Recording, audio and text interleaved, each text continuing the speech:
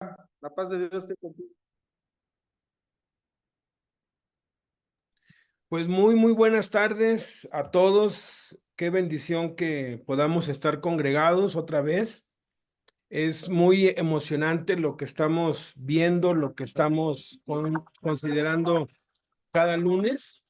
Y pues esta es la sesión 6 y les doy muchas gracias a todos los que han estado enviando sus tareas. Hoy pues vamos a devolverles el alma, ¿verdad? A los que de pronto se les fue el alma con lo de las preguntas, ¿verdad? De las supuestas, porque siempre hay que ponerle comillas, son supuestas contradicciones. No hay una sola contradicción en la Biblia, aunque a veces aparentemente sí lo hay. Entonces vamos a dar inicio em, con esta sesión 6. Todo el curso lo estamos basando en 1 Timoteo 4:16. Ten cuidado de ti mismo y de la doctrina. Persiste en ello, pues haciendo esto te salvarás a ti mismo y a los que te oyeren. Ten cuidado, tiene que ver con la alerta. Eso es lo que vamos a ver la semana que entra, si Dios quiere. De ti mismo, las prioridades que ya vimos, de la doctrina que vamos a terminar el día de hoy. Persiste en ello, perseverancia, obras, haciendo esto, resiliencia, te salvarás a ti mismo, salvación, y a los que te oyeren, responsabilidad. Hicimos este acróstico para pues poder recordar los 8 temas que vamos a ver en este entrenamiento firmes a Cristo, que son prioridades, responsabilidad, obra, salvación, perseverancia, enseñanza, resiliencia y alerta. Entonces, vamos a hoy acabar esta parte de tener cuidado de la doctrina, de la enseñanza. Y siempre es importante tener claro el contexto. El contexto es lo más importante porque en el contexto encontramos la solución a todas las supuestas contradicciones y a aquellas cosas que no entendamos. Vimos todo el contexto de toda la carta y en el centro está la doctrina central y cómo mantenerlo. Ahorita nos estamos enfocando en la doctrina central. Empieza diciendo esto y luego termina con el texto base que estamos usando. Inicia aquí en 3:14 y termina acá en 4:16. Y esto es un todo. Del 3:14 al 4:16 es como el centro. Todo lo que viene antes y lo que viene después no es sino una afirmación de lo que está diciendo en el corazón de la enseñanza. Y pues vamos a repasar lo que hemos visto para continuar con lo que nos toca hoy. Esto te escribo. Empieza pues diciendo Jesús. Es Dios mismo, Jesús, escribiéndonos a cada uno. Habíamos visto esto, ¿verdad? Que ya hagamos la teología a un lado y veamos la Biblia para nosotros. Es algo que Dios nos está escribiendo a nosotros, no a otros, no a nuestra esposa, no a nuestros hermanos. Es algo individual. Aunque tengo la esperanza de ir pronto a verte. Aquí Jesús anhela tenernos en el cielo con Él, porque si tengo la esperanza de ir pronto a verte. Y su segunda venida se cumplirá global o individualmente. Cuando nos muramos, la segunda venida de Cristo ya llegó y Jesús anhela ese tiempo, ¿verdad? Para que si tardo, Hace 2000 años Jesús dijo, vengo pronto. Mientras viene a nosotros, Él nos da una misión muy específica. sepas cómo debes conducirte en la casa de Dios. Que sepamos, esa es la misión, cómo debemos conducirnos en la casa de Dios, que representa básicamente la casa de Dios en el Nuevo Testamento representa 3 cosas. Primero, Nuestro cuerpo, templo del Espíritu Santo. somos templo del Espíritu Santo, somos la casa de Dios, pero también la casa y el trabajo son la casa de Dios porque somos embajadores. Y como embajadores, donde quiera que estamos, es territorio del reino de los cielos. Entonces, la iglesia va donde nosotros vamos. Y tercero, La iglesia, reunión de dos o más. Abajo de un puente, en un parque, junto a un lago, abajo de un árbol, dentro de una casa, en cualquier lugar donde se reúnan. Luego, ¿qué es la iglesia del Dios viviente? La define así. Nuestra casa. El lugar donde trabajamos y donde quiera que andemos es la iglesia del Dios viviente, como Él prometió. En 2 de Corintios 6:16 dice, porque ustedes son el templo del Dios viviente. Como Dios dijo, habitaré y andaré entre ellos y seré su Dios y ellos serán mi pueblo. Esta es una palabra que viene de Levíticos. Levítico 26:12. Y andaré entre ustedes, y yo seré su Dios, y ustedes serán mi pueblo. Luego dice que somos columna y baluarte de la verdad, que esa iglesia del Dios viviente, tú y yo, somos columna y baluarte de la verdad. El Espíritu Santo nos define como columna y baluarte. Columna se refiere a los cimientos, al fundamento, Baluarte se refiere a defensa y ataque.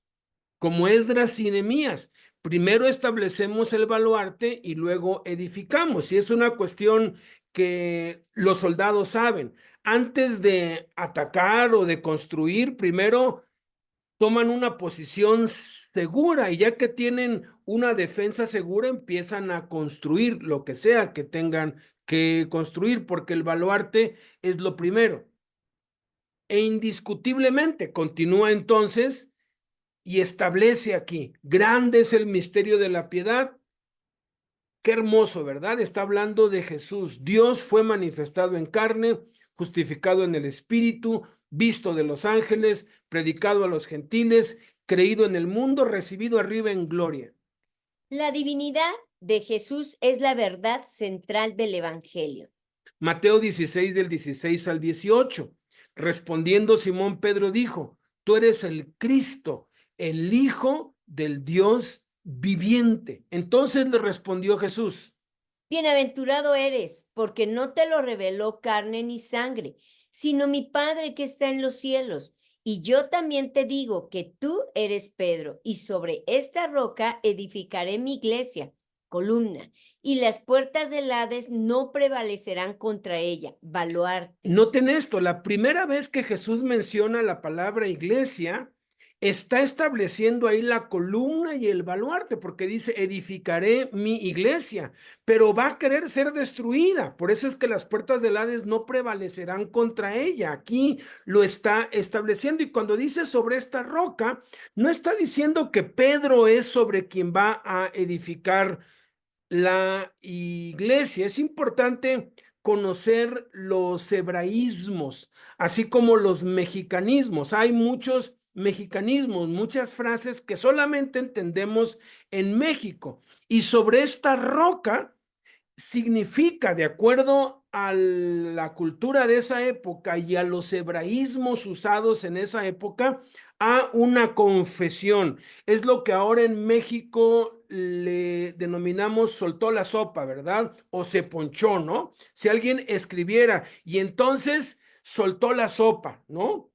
Dentro de 100 años, de pronto alguien que lea va a decir, pues, ¿sopa de qué era o a qué horas le dieron esa sopa? No, pero sabemos aquí que soltó la sopa es que se ponchó, pues dijo, confesó, ¿no? Entonces, esta roca es la confesión de nuestra boca. lo que creemos en el corazón, al ser confesado por nuestra boca, produce la salvación. Entonces Jesús está diciendo sobre esta roca o sobre esta sopa, si estuviera hablando en mexicano, ¿no? Pero aquí está hablando, es en un modismo hebreo. Sobre esta confesión, sobre esto que acabas de decir, Pedro, dice, edificaré mi iglesia. Y la iglesia se edifica de creyentes nacidos de nuevo, de personas que son salvas. Por eso es que Romanos 10 del 8 al 10 dice, cerca de ti está la palabra en tu boca y en tu corazón. Esta es la palabra de fe que predicamos. Si confesares con tu boca que Jesús es el Señor y creyeres en tu corazón que Dios le levantó de los muertos, serás salvo. Porque con el corazón se cree para justicia, pero con la boca se confiesa para salvación. Para ser salvos, necesitamos confesar con nuestra boca que Jesús es el Señor. Pero esa confesión debe venir de una plena convicción en el corazón en la resurrección de Jesús. Porque si no creemos en nuestro corazón que Dios lo levantó de los muertos, nuestra confesión es vana, no sirve de nada. ¿Qué significa realmente confesar que Jesús es el Señor? Señor en griego es kurios, amo, dueño, supremo. Kurios es YHWH, el tetragramatón, que se ha traducido como Jehová, Yahvé o yo soy, pero es como se ha identificado el Dios eterno, el Dios único, porque no hay otro más que Él. Cada que aparece Señor, entre comillas, en todo el Nuevo Testamento se está refiriendo a Jehová, Yahvé, YHWH. El yo soy. Romanos 10 del 8 al 13, vamos a examinar versículo por versículo. Dice, ¿más qué dice? Cerca de ti está la palabra, en tu boca y en tu corazón. Por eso está hablando de la confesión. Jesús dijo sobre esta roca, o sea, sobre lo que salió de tu boca, sobre lo que acabas de decir, sobre la sopa que acabas de soltar, pues, para entenderlo. Esta es la palabra de fe que predicamos. Este es el corazón, el centro del evangelio. Versículo 9, que si confesares con tu boca que Jesús es Jehová y creyeres en tu corazón que Dios le levantó de los muertos, serás salvo. Y luego añade y define en el versículo 10 la razón, porque con el corazón se cree para justicia, pero con la boca se confiesa para salvación. Y así es, por medio de la salvación nuestra, que Jesús empieza a edificar su iglesia. Versículo 11, pues la escritura dice, todo aquel que en él creyere no será avergonzado. Isaías 28:16, esa palabra viene de allí. Luego dice el versículo 12, porque no hay diferencia entre judío y griego, pues el mismo que es Jehová de todos es rico para con todos los que le invocan. Estamos aquí sustituyendo Señor por Jehová.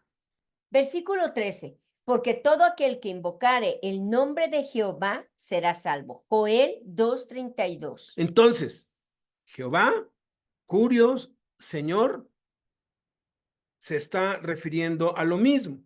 Aquí estamos viendo en el versículo 9 y corroborado con el versículo 13, que Jesús es Jehová, que Jesús es Dios. Miren, cuando entendemos esto, la lectura de la Biblia entera se vuelve un evangelio, porque tú lees el Éxodo y estás viendo a Jesús enviando las plagas, estás viendo a Jesús manifestándose allí, estás viendo a Jesús hablando de en medio del fuego, en ese monte humeante, estás viendo a Jesús en acción en cada capítulo, en cada línea, en cada versículo de todo el Antiguo Testamento, porque todo el Antiguo Testamento es acerca de Jesús. Luego dice, entonces volvemos, ahora lo vamos a poner en el griego, que si confesares con tu boca que Jesús es Curios y creyeres en tu corazón que Dios le levantó de los muertos, serás salvo. Literalmente dice el Espíritu Santo que para ser salvos se deben cumplir dos requisitos. Y ojo, está hablando de la salvación espiritual, de la salvación eterna, no de la salvación del alma. El primer requisito que se debe cumplir es confesar con la boca que Jesús es Dios, que Jesús es Jehová, que Jesús es el yo soy, el gran yo soy, el eterno, el creador, el único y verdadero Dios. Y segundo, creer en el corazón que Jesús murió y resucitó y vive. Romanos 10:13 lo afirma, porque todo aquel que invocar el nombre del Señor, el nombre de Curios, será salvo. Joel 2:32, y todo aquel que invocare el nombre de Jehová, YHWH, Yahvé, yo soy, será salvo. Ahí está la salvación, aquí está el punto. Para ser salvo hay que confesar con la boca que Jesús es Dios, el único y verdadero Dios viviente, no hay más.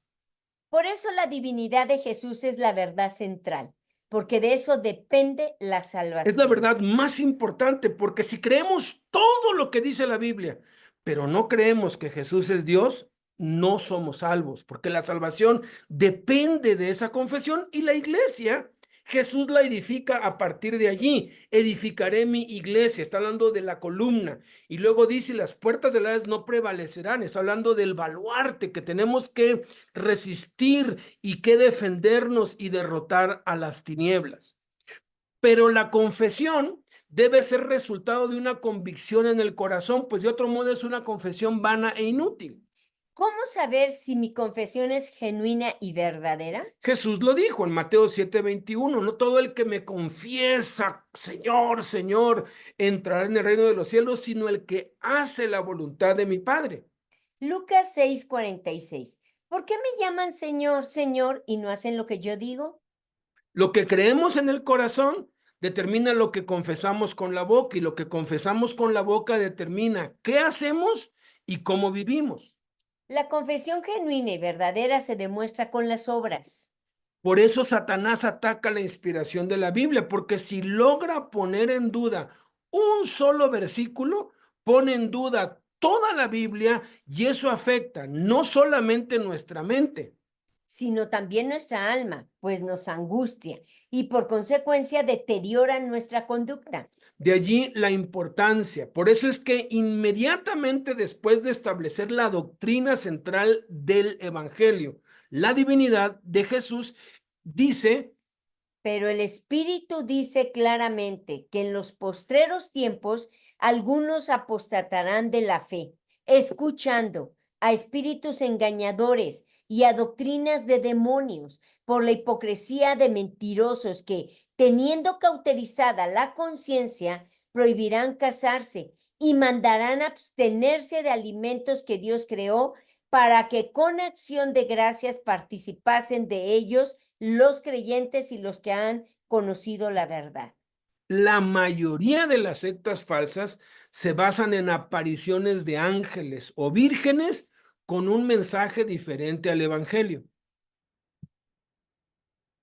El Islam surgió en el año 600 con la supuesta aparición del ángel Gabriel a Mahoma, diciéndole que la Biblia tenía errores y alteraciones. Fíjense, en el año 600, un ángel que se hizo llamar Gabriel le dijo a Mahoma, la Biblia tiene errores, la Biblia está alterada. Obviamente, si tiene errores, no es la palabra inspirada de Dios. Y si tiene errores, pues ha sido alterada. Y Mahoma se lo creyó, y muchos se lo creyeron, y hoy son más de 2,000 millones de musulmanes en el mundo, y que tienen como misión desde el año 600, tienen como misión evangelizar, entre comillas, para Satanás, porque esta es una secta satánica, al mundo para Mahoma, para el Corán, porque dicen que la verdadera palabra de Dios es el Corán, y supuestamente te demuestran que la Biblia que tenemos nosotros, se contradice, y por eso no puede ser confiable. Y si se contradijera, tendrían razón, pero no se contradice. Por eso es que debemos estar siempre preparados para presentar defensa, protegiéndonos de la apostasía. Y vamos a resolver las 8 supuestas contradicciones. Contradicción número 1. ¿Quién incitó a David a contar los hombres aptos para la guerra de Israel? Dice el punto 1, y volvió el furor de Jehová a encenderse contra Israel, e incitó a David contra ellos a que dijese, ve contra Israel y a Judá. Segundo de Samuel 24:1. Quiero aclarar algo. Estoy poniendo literalmente tal y como ellos hicieron en este libro, que la primera edición fue de 1950. Ellos usaron la versión 1909, por eso es que algunas palabras no nos suenan familiares, pero es la misma versión que vamos a estar nosotros pues poniendo acá, y es la misma que les voy a estar enviando. Tal como lo pusieron ellos, lo vamos a poner nosotros, y vamos a resolver. Espero que hayas intentado hacerlo y que las hayas podido haber resuelto todas. 2. Mas Satanás se levantó contra Israel e incitó a David a que contase a Israel. Primero de Crónicas 21:1. Entonces ellos dicen, aquí está, se contradice, porque en segundo de Samuel dice que Jehová incitó a David, y en primero de Crónicas dice que Satanás incitó a David. Vamos a resolver esto. Respuesta 1. Los indoctos e inconstantes tuercen las sagradas escrituras para su propia perdición, pues están privados de la verdad, son hombres naturales, no nacidos de nuevo, ciegos que no pueden ver el reino de Dios ni recibir la revelación del Espíritu Santo. No conocen a Cristo y son enemigos del Evangelio. Ellos ignoran voluntariamente que la Biblia enseña claramente que detrás de todo acontecimiento está la voluntad y la mano de Dios. Como dice en Eclesiastés 11:5, como tú no sabes cuál es el camino del viento o cómo crecen los huesos en el vientre de la mujer encinta, así ignoras la obra de Dios, el cual hace todas las cosas. Hace todas las cosas. Jesús dijo en Mateo 10:29, ¿no se venden 2 pajarillos por un cuarto? Con todo, ni uno de ellos cae a tierra sin vuestro Padre.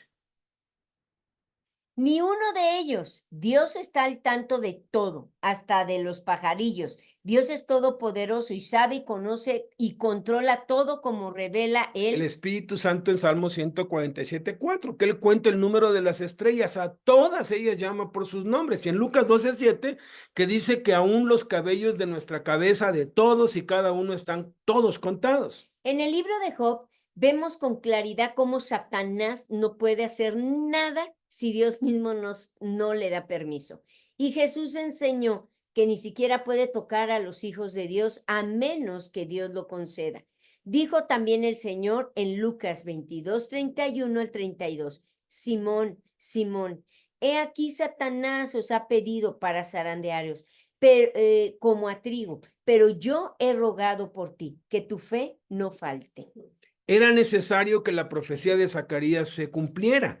En Mateo 26:31, entonces Jesús les dijo, todos ustedes se escandalizarán de mí esta noche, porque escrito está, heriré al pastor y las ovejas del rebaño serán dispersadas.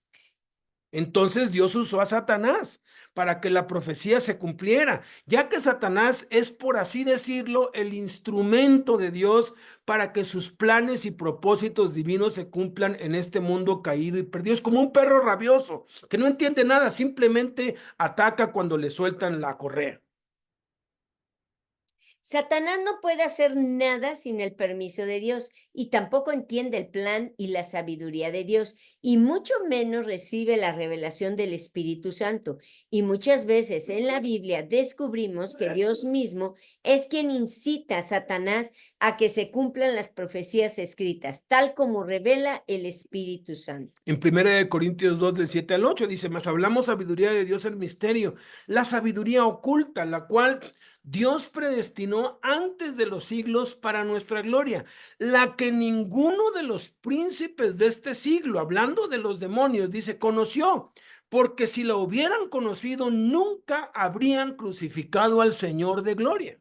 Estaba profetizado por todos los profetas que el Mesías sería maltratado, herido, muerto y que resucitaría al tercer día, y Satanás nunca pudo ver eso.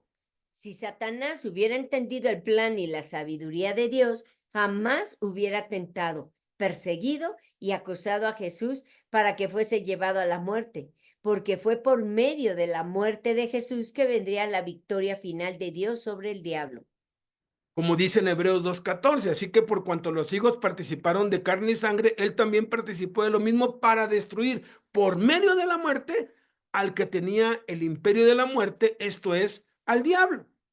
En esta supuesta contradicción, analizando el contexto de 1 de Samuel 23 y 1 de Crónicas 20, descubrimos que el pueblo se había apartado de Dios y necesitaban ser disciplinados. Por eso Dios utiliza a Satanás, como siempre lo hace, para lograr su propósito. Y volvió el furor de Jehová a encenderse contra Israel e incitó a David contra ellos a que dijese, ve, cuenta a Israel y a Judá, 2 de Samuel 24:1. el Espíritu Santo revela en 1 de Crónicas, 21:1, quien fue el ejecutor, el instrumento que Dios usó para incitar a David a fin de corregir al pueblo, mas Satanás se levantó contra Israel e incitó a David a que contase a Israel. Satanás está ciego y privado de la revelación de Dios y su único propósito es hurtar, matar y destruir. Y cuando alguien peca, le abre la puerta a Satanás y él tiene derecho legal de hacerle daño, porque la paga del pecado es muerte. Sin embargo, aun cuando tiene derecho a hacerlo, no puede, al menos que Dios se lo conceda. Por eso es que el diablo es el acusador de los hermanos, que los acusa delante de Dios día y noche. Y Dios los sigue utilizando para corregirlos. Hebreos 12:6 dice, porque el Señor al que ama disciplina y azota a todo el que recibe por hijo. Primera de Corintios 5:5, el tal se ha entregado a Satanás para destrucción de la carne, a fin de que el espíritu sea salvo en el día del Señor Qué Jesús. impresionante, Satanás destruyendo a alguien para que se salve. Al final de cuentas, el propósito de Dios se cumple. Entonces, cuando un cristiano peca, Satanás se levanta contra él y lo acusa delante de Dios porque tiene derecho legal a hacerle daño. Dios nuestro Padre, misericordioso y lento para la ira, se entristece, le duele en su corazón y nos da tiempo y muchas oportunidades para arrepentirnos y dejar de pecar. Y muchas veces no es necesario que Satanás actúe, porque en la ira Dios se acuerda de la misericordia, que triunfa sobre el juicio y desiste. Del juicio y el daño que merecemos. Pero cuando persistimos en el pecado y la rebeldía, como en el caso de Israel, entonces el furor de Dios se enciende contra nosotros. No un furor de odio, sino de amor y compasión. Pues Dios sabe que si no experimentamos dolor por nuestras malas acciones, nos hundiremos más en el pecado. Y por eso le concede a Satanás lastimarnos con el fin de que toquemos fondo como el hijo pródigo y eso nos haga volvernos arrepentidos a Dios. Al final, todo es para nuestro bien. Por lo tanto, no existe contradicción alguna en la escritura que dice que Dios incitó a David y la otra que dice que Satanás lo hizo, sino más bien una revelación de cómo nos disciplina y corrige nuestro amado y paciente Padre Celestial. Vamos a ver la segunda. La supuesta contradicción 2 dice, en aquel censo, ¿cuántos hombres aptos fueron encontrados? 1. Y fueron los de Israel 800,000 hombres fuertes que sacaban espada. Segundo de Samuel 24:9. 2. Y se halló en todo Israel que sacaban espada 11 veces 100,000. Primero de Crónicas 21:5. Aquí es 1,100,000. Recuerden que ellos usaron la Reina Valera 1909 porque todavía no existía la Reina Valera 1960. O sea que tienen haciendo esto más de 70 años. Más de 70 años han estado convirtiendo a muchos cristianos, haciéndoles dudar de la Biblia. Entonces, dicen, en Samuel dicen 800,000 y aquí dice 1,100,000. Ahí está, ahí hay un error, pero no, señores, no hay ningún error. Respuesta 2. Toda la escritura es inspirada por Dios, la Biblia es infalible e inerrable. La infalibilidad tiene que ver con la autoridad y la naturaleza duradera de la Biblia. Ser infalible significa que algo es incapaz de fallar y por lo tanto no se puede romper. El Espíritu Santo dijo por medio de Pedro, la palabra del Señor permanece para siempre. Primera de Pedro 1:23-25. Y por lo tanto su autoridad no se puede quebrantar. La inerrancia significa que lo que Dios ha dicho es sin error. Es creer en la total veracidad y fiabilidad de las palabras de Dios. Jesús dijo, tu palabra es verdad, Juan 17:17. Esta inerrancia no es solo en los pasajes que hablan sobre la salvación, sino que también aplica a todas las declaraciones históricas y científicas. La Biblia no solo es precisa en asuntos de fe y práctica, sino que es precisa y sin error con respecto a cualquier afirmación, como lo dice Juan 3:12. Cuando hallamos una supuesta contradicción, necesitamos saber que la misma Biblia tiene la respuesta y que no es una contradicción, sino que no se ha examinado el contexto, el cual siempre debe de ser considerado para comprender las verdades de Dios y no distorsionarlas ni pervertirlas. Alguien dijo muy acertadamente, un texto sacado de contexto es puro pretexto. ¿O cómo es? No, un texto fuera de contexto es un gran pretexto. Así es.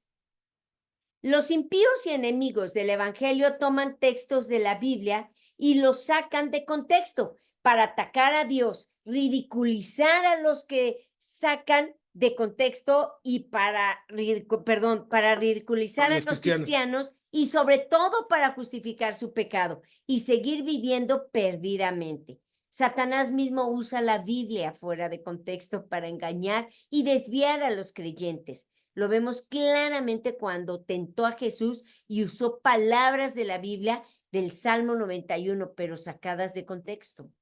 Primera de Timoteo 4:1, por eso dice, el Espíritu dice claramente, no dice en parábolas, no en alegorías, dice claramente que en los postreros tiempos, y estamos en los postreros tiempos desde Pentecostés, algunos apostatarán de la fe, escuchando a espíritus engañadores y a doctrinas de demonios. Los espíritus y los demonios hablan, y hablan en sueños, y hablan audiblemente, y hablan en la mente. Hay que tener mucho cuidado. 9 de cada 10 sectas falsas se basan en la Biblia y usan textos de la Biblia para justificar sus herejías, pero los usan fuera de contexto. La mayoría de las veces, si analizamos el contexto de una supuesta contradicción, leyendo cuidadosamente los versículos anteriores y posteriores y a veces los capítulos enteros o referencias a lo mismo en otros libros, descubrimos que en la superficie, por encimita, parece una contradicción, pero corroboramos para la gloria de Dios que la Biblia es inerrable, libre de errores. Por eso Jesús mandó que escudriñásemos las escrituras. Eso es examinar, inquirir, averiguar cuidadosamente. En 2 Samuel 24:9 dice, y Joab dio el censo del pueblo al rey, y fueron los de Israel 800,000 hombres fuertes que sacaban espada. Noten la frase, fuertes que sacaban espada, y los de Judá 500,000 hombres. En Primero de Crónicas 21:5 dice, y había en todo Israel 1,100,000 que sacaban espada. No dice que eran 1,100,000 fuertes. En Samuel dice fuertes y en Crónicas no dice fuertes. En Samuel no dice que en todo Israel como en Crónicas, sino que fueron los de Israel, lo que claramente implica que se están excluyendo algunos, refiriéndose a que eran hombres fuertes que sacaban espada. Si estudiamos los usos y costumbres de los tiempos bíblicos y las leyes, métodos y estrategias de la guerra de esos tiempos, a cada soldado se le ponía a prueba y se le colocaba en su puesto de acuerdo con sus habilidades y sobre todo a su fuerza. Había soldados débiles que no podían usar espada aunque lo intentaran, que eran usados para cocinar, limpiar, labores domésticas y administrativas, etc. De los que podían sacar espada, que eran aptos para hacerlo, había algunos más fuertes y más resistentes que otros. El Espíritu Santo nos revela que en todo Israel había 1,100,000 soldados que sacaban espada, pero de ese 1,100,000, 800,000 eran hombres fuertes, lo que significaba que el 72% de ellos eran fuertes, lo que hacía que el ejército fuera fuerte. Entonces, esto no es una contradicción, sino una confirmación de que los israelitas ponían a prueba a sus soldados y sabían con exactitud quiénes eran fuertes y quiénes no, para enviar al frente primero a los fuertes y dejar a los que eran aptos, pero no fuertes para terminar la batalla con enemigos que ya estaban cansados. Esa era una estrategia muy común utilizada por los ejércitos en los tiempos bíblicos para asegurar la victoria en las batallas. Por lo tanto, no existe contradicción acá, ¿verdad? Uno dice 800,000 que sacaban espada, perdón, fuertes, y otro nada más dice 1,100,000 que sacaban espada. De ese 1,100,000 habían 300,000 que eran fuertes. Entonces, perdón, habían 300,000 que no eran fuertes, que sí sacaban espada, pero que no eran fuertes. Vamos a la que sigue. Supuesta contradicción 3. ¿Cuántos hombres aptos para la guerra fueron encontrados en Judá? Está en el mismo versículo. Primero, y de los de Judá, 500,000 hombres. Segundo de Samuel 24:9. Y segundo, y de Judá 470,000 hombres que sacaban espada. Primero de Crónicas 21:5. Aquí dice 500,000 y aquí dice 470,000. Ahí está, la Biblia se equivoca. No, señores, la Biblia no se equivoca nunca. Lo que pasa es que no entienden el contexto y es lo que vamos a ver. Respuesta 3. Esto se resuelve fácilmente con los argumentos de la respuesta 2. Es más que claro que el Espíritu Santo está revelando que en Judá había en total 500,000 soldados, de los cuales solamente 470,000 sacaban espada, porque dice solamente en Crónicas que sacaban espada esos 470,000. Es decir, había 30,000 soldados que no peleaban con espada, sino posiblemente con arco y flecha, o con hondas o lanzas, o cuchillo o dagas. Esto no es ninguna contradicción, sino más bien una precisión que revela que en el ejército no solo usaban espada, sino también otras armas, como podemos ver en Jueces 3:15, 5:8, 5:11, 20:16, Salmo 70, y muchas referencias más que usaban un montón de armas, hasta el parque Liga-Ligazo, pues, que le llamamos nosotros, las ondas, usaban un montón de armas. Entonces, no se contradice. No existe tal contradicción acá. Vamos a la número 4. Dice esta supuesta contradicción: Dios envió a su profeta Gad para que amenazara a David con ¿cuántos años de hambruna? 1. Vino pues Gad a David y le intimó y le dijo: ¿Quieres que te vengan 7 años de hambre en tu tierra? Segundo de Samuel 24:13. 2. Escógete o 3 años de hambre. Primero de Crónicas 21:2. Dice, ahí está. En Samuel dice 7 años y en Crónicas dice 3 años. La Biblia se equivoca. No, señores, la Biblia no se equivoca en ningún lugar. Hay que analizar el contexto. Y cuando uno escudriña, ¿qué es eso? Escudriñar es investigar a fondo. ¡Wow! Recibe bendiciones de la revelación de Dios. Respuesta 4. Cuando analizamos el contexto, descubrimos que Gad vino a David 2 veces. La primera vez en Segundo de Samuel y la segunda vez en Primera de Crónicas. En la primera, Gad le preguntó a David si quería que le vinieran 7 años de hambre. Y en la segunda, Gad le da la opción de los 3 años. Después de todo, existe diferencia en la redacción de los pasajes. Y cuando lo analizas, te das cuenta que son 2 episodios diferentes en un mismo suceso. Una pues primera comparecencia entre el rey y una segunda comparecencia. Segundo de Samuel 24:13 es una pregunta: ¿quieres que te vengan 7 años de hambre en tu tierra? Y termina diciendo, piensa ahora y mira qué responderé al que me ha enviado. Eso está al final del versículo 13. O sea, le da tiempo y se piensa y entonces regresa en Crónicas. Cuando el rey concedía una audiencia o alguien que le preguntaba o le pedía algo, era común que tomara algún tiempo para pensarlo o ponerlo delante de sus consejeros para tomar una decisión. Y por lo general enviaban al mensajero o esperar en la antesala y era llamado después para recibir la respuesta del rey, o simplemente un mensajero se la daba. Los profetas eran los únicos a quienes se les debía decir de frente y de labios del rey la respuesta, por el respeto que tenían a Dios y a su palabra. Entonces, después de pensar, el rey David seguramente ya tenía una respuesta, y Dios, que ve el corazón, vio el arrepentimiento en él y redujo el castigo de 7 a 3 años. Eso mismo sucedió cuando Dios envió al profeta Isaías con el rey Ezequías en Segundo de Reyes 21:6. En aquellos días Ezequías cayó enfermo de muerte, y vino a él el profeta Isaías, hijo de Amós, y le dijo: Jehová dice así: ordena tu casa, porque morirás y no vivirás. Entonces él volvió su rostro a la pared y oró a Jehová y dijo: te ruego, oh Jehová, te ruego que hagas memoria de que he andado delante de ti en verdad y con íntegro corazón, y que he hecho las cosas que te agradan. Y lloró Ezequías con gran lloro. Y antes que Isaías saliese hasta la mitad del patio, vino palabra de Jehová a Isaías diciendo: vuelve y di a Ezequías, príncipe de mi pueblo, así dice Jehová, el Dios de David tu padre. Yo he oído tu oración y he visto tus lágrimas. He aquí que yo te sano. Al tercer día subirás a la casa de Jehová y añadiré a tus días 15 años y te libraré a ti y a esta ciudad de mano del rey de Asiria, y ampararé esta ciudad por amor a mí mismo y por amor a David mi siervo. Dios había determinado que Ezequías muriera como consecuencia de su desobediencia. Pero al ver su arrepentimiento, desistió de ese castigo y le concedió 15 años más de vida.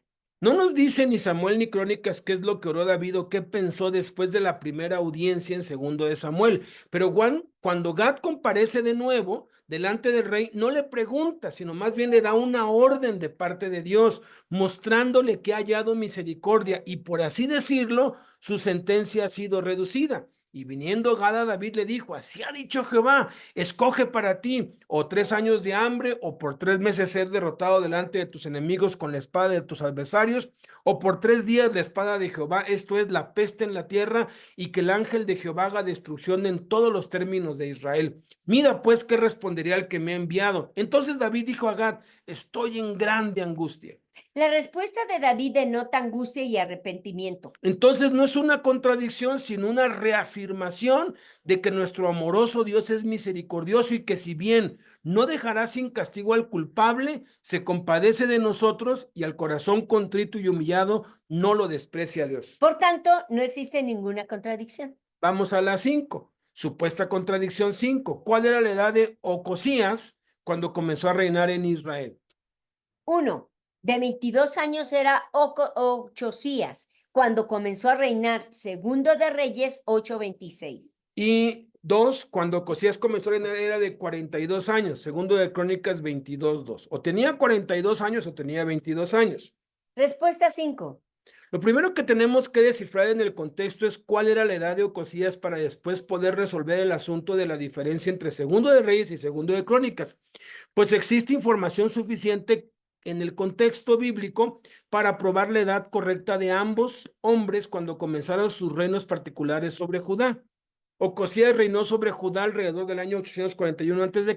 y Joaquín casi 250 años después en 598 a.C. Anteriormente, en Segundo de Reyes 8:17 al 18, el Espíritu Santo menciona que el padre de Ocosías, Joram, tenía 32 años cuando llegó a ser rey y murió 8 años después a la edad de 40 años. Segundo de Crónicas 21:5 al 20. Obviamente Ocosías no pudo haber tenido 42 años al tiempo de la muerte de su padre a la edad de 40 años, ya que eso haría al hijo Ocosías 2 años mayor a su padre. Por ende, la lectura correcta de la edad de Ocosías es de 22, no 42. Lo segundo que tenemos que entender es la diferencia entre un escritor inspirado y un copista. Toda la escritura es inspirada por Dios. Ninguna palabra de la Biblia fue escrita por voluntad humana, sino que santos hombres de Dios hablaron siendo inspirados por el Espíritu Santo. Durante 1500 años, desde Moisés hasta Jesús, las sagradas escrituras fueron perseverándose de una generación a otra, preservando, de una generación a otra por medio de copistas, que eran extremadamente estrictos en cuanto a hacer copias exactas y fidedignas de cada letra y símbolo de la palabra de Dios. Fueron preservando y conservando lo escrito por 24 escritores inspirados por Dios: Job, Moisés, Josué, Samuel, David, Salomón, Isaías, Jeremías, Ezequiel, Daniel, Esdras, Nehemías y los 12 profetas conocidos como menores. De hecho, era un mandamiento de Dios para los reyes de Israel hacer una copia de las escrituras. Para sí mismos, y cuando se siente sobre el trono de su reino, entonces escribirá para sí en un libro una copia de esta ley del original que está al cuidado de los sacerdotes levitas, Deuteronomio 17:18. Era el deber supremo de los levitas el hacer copias de la palabra de Dios para preservarla, a las siguientes generaciones, aunado al sistema de memorización literal que ejercitan hasta el día de hoy, de tal grado que empiezan desde la edad de 6 años y a los 18 años ya se saben de Génesis a Malaquías de memoria. Hacían eso en caso de que los rollos fuesen quemados o destruidos y pudieran hacer nuevas copias. Todo eso se hizo durante más de 1500 años porque era imposible que se preservara por más de 40 años debido a la corrosión de la tinta en los pergaminos y papiros. Entonces, en cada generación se aseguraban de que cada sacerdote levita hiciera al menos una copia cada 10 años. En tiempos del rey David y Salomón había 24,000 sacerdotes levitas que dirigían la obra del Señor y tenían este encargo de hacer al menos una copia, y eso lo encomendaban de una generación a otra. Cada que hacían una copia, destruían la anterior debido a que eventualmente la tinta se corroía por la humedad y el tiempo. A partir del siglo VII, cuando se conoció en el occidente el uso del papel proveniente de China, se dejaron de usar pergaminos y papiros. El Códice Alepo, que contiene todo el Antiguo Testamento en hebreo, es el más antiguo, que se tenía hasta antes del hallazgo de los rollos del Mar Muerto en 1947 y data del 930 después de Cristo. Hay otros códigos como el sinaítico y el siriaco que contienen el Antiguo y Nuevo Testamento, pero que están basados en alguna copia anterior del Código Alepo entre los siglos 6 y 7. Otra fuente de traducción de las Biblias actuales es la Septuaginta, que 100 años antes de Cristo fue completada y es una traducción del hebreo al griego. Después, en el siglo IV, se produjo la Vulgata latina, traduciendo la Biblia al latín, tomando como base la Septuaginta para el Antiguo Testamento y todos los escritos existentes del Nuevo Testamento. Hasta 1995, todas las traducciones de la Biblia se extraían del Código Sinaítico, la Biblia completa más antigua en hebreo, o del Códice Alepo, el Antiguo Testamento, y de la Vulgata Latina, el Nuevo Testamento. A partir de 1996, después de 40 años de mucho arduo trabajo y labor de trasladar y preservar los rollos del Mar Muerto a un lugar seguro y ponerlos a disposición del público, las traducciones se hacen a partir de los manuscritos hallados en Qumran.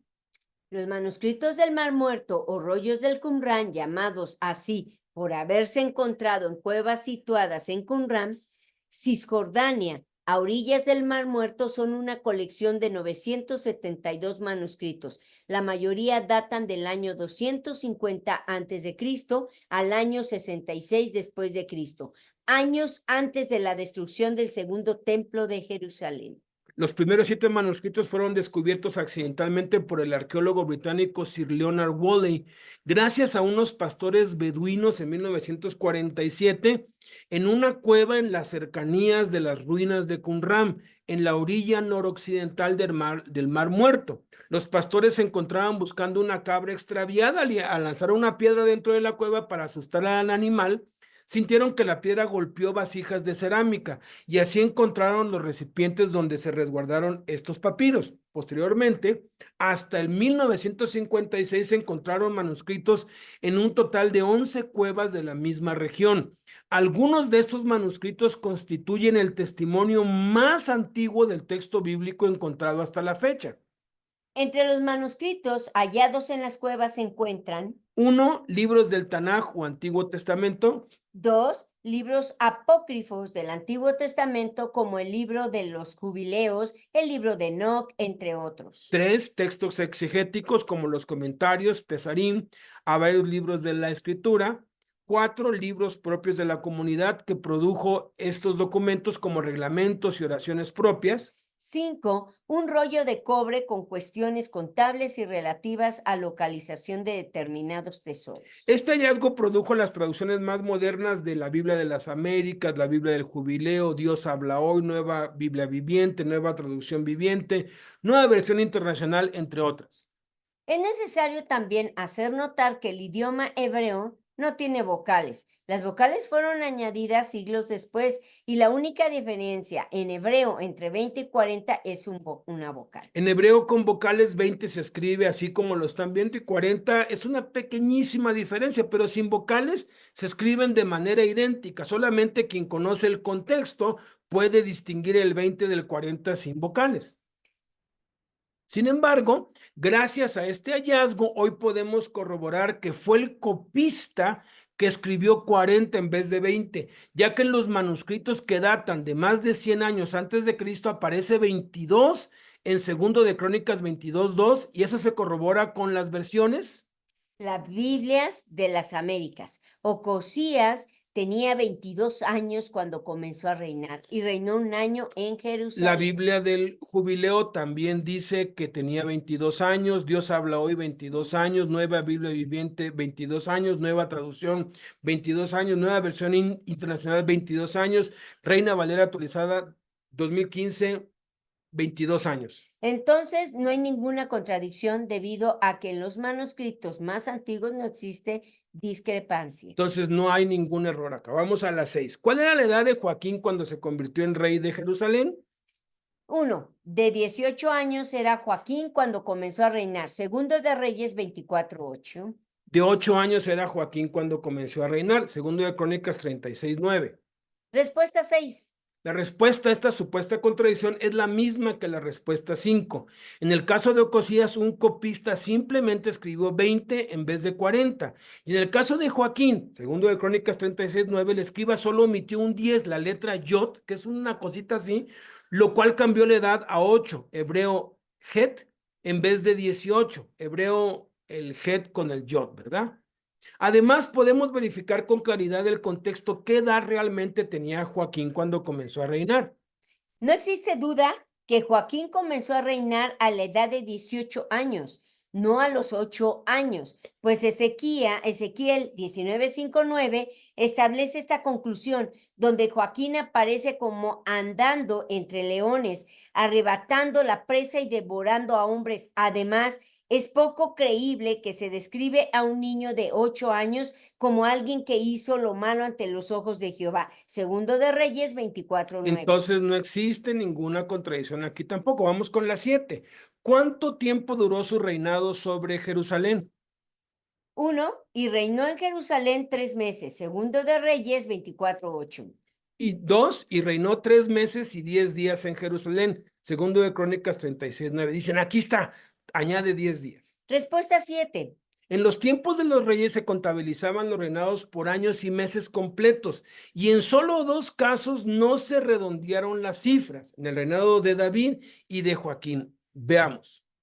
Primero, Reyes 2:11. Reinó David 40 años. 7 años reinó en Hebrón y 33 años reinó en Jerusalén. Pero luego dice en Samuel 5:5, segunda, en Hebrón reinó sobre Judá 7 años y 6 meses, y en Jerusalén 33 años. Ahí no redondearon, ¿verdad? Veamos ahora. Veamos ahora cuántos años reinó cada rey. Primero de Reyes 11:42. Salomón reinó 40 años. 2 años por el tiempo. Jeroboam reinó 22 años. Roboán 17 años. Abiam 3 años. Asa 41 años. Nadab 2 años. Baasa 24 años. Ela 2 años. Simri 7 días. Omri 12 años. Acab 22 años. Josafat 25 años. Primero de Reyes 22:51. Cosías 2 años. Joram 12 años. El de Israel. Joram 8 años de Judá. Ocosías 1 año. Jehú 28 años. Joás 40 años. Joacás 17 años. Joás 16 años. Amasías 29 años. Jeroboam 2, 41 años. Azarías 2 años. Manahem 10 años. Pecaía 2 años. Peca 20 años. Jotam 16 años. Acaz 16 años. Oseas 9 años. Ezequías 29 años. Manasés 51 años. Amón 2 años. Josías 31 años. Joacás 3 meses. Joacín 11 años. Joaquín 3 meses y 10 días. Es el único. Sedequías 11 años. El único rey al que se le añaden 10 días y no se le redondea es Joaquín, porque es el único que fue llevado cautivo a Babilonia, y al agregar 10 días que no afecten en absoluto el tiempo de reinado, porque es redondeado en todos los demás, el Espíritu Santo está dando un mensaje implícito, pues el número 10 en la Biblia se asocia con completado. Por ejemplo, en el libro del Génesis se mencionan las 10 generaciones desde Adán hasta Noé, lo que representa la completitud de ese linaje. Génesis 5. Joaquín fue el último rey del reino de Judá libre. Con él se completa el linaje de los reyes de Judá libres de la opresión de un gobierno gentil. Juicio y responsabilidad. En el Antiguo Testamento, los 10 mandamientos entregados a Moisés en el monte Sinaí son un ejemplo prominente del número 10, como un conjunto de leyes que rigen la conducta moral y la responsabilidad del pueblo de Israel delante de Dios y de los demás, con excepción de Josafat, Ezequías y Josías. Todos los reyes de Judá hicieron lo malo ante Dios. Este último rey consumó el hacer lo malo y cayó sobre él el juicio. Juicio divino. Por ejemplo, en la liberación de Israel de la esclavitud de Egipto, Dios envió 10 plagas sobre Egipto como juicio por la opresión del pueblo hebreo. Éxodo del 7 al 11. Sobre Joaquín recae el juicio divino de la maldad de todos. Tiempo de espera. En el relato de la parábola de las 10 vírgenes en Mateo 25, 1-13, se mencionan 10 vírgenes que esperan al novio, lo que sugiere un periodo de tiempo de espera y preparación. A partir de aquí comienza el cautiverio en Babilonia y el pueblo de Dios tendrá que esperar 70 años para poder regresar a la tierra de Israel. Por lo tanto, no existe ninguna contradicción acá. Vamos a la última. ¿Cuántos hombres mató de una sola vez el capitán de los poderosos soldados de David con su lanza? 1. Estos son los nombres de los valientes que tuvo David. El Tacmonita, que se sentaba en cátedra principal de los capitanes, ese era Adino a el Esnita, que mató en una ocasión sobre 800 hombres. Segundo de Samuel 23:8. 2. Y este es el número de los valientes de David que tuvo. Jasobam, hijo de Acmoni, caudillo de los 30, el cual blandió su lanza una vez contra 300, a los cuales mató. Primero de Crónicas 11:11 dice, mira, aquí dice que el capitán mató a 300. Y aquí dice que mató 800, pero no han leído bien. Es que no escudriñan, simplemente por encimita, ¿verdad? Respuesta 8.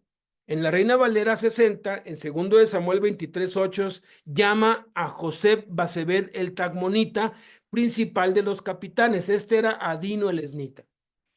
Y en 1 de Crónicas 11:11 menciona a Jasobeam, hijo de Acmoni, caudillo de los 30.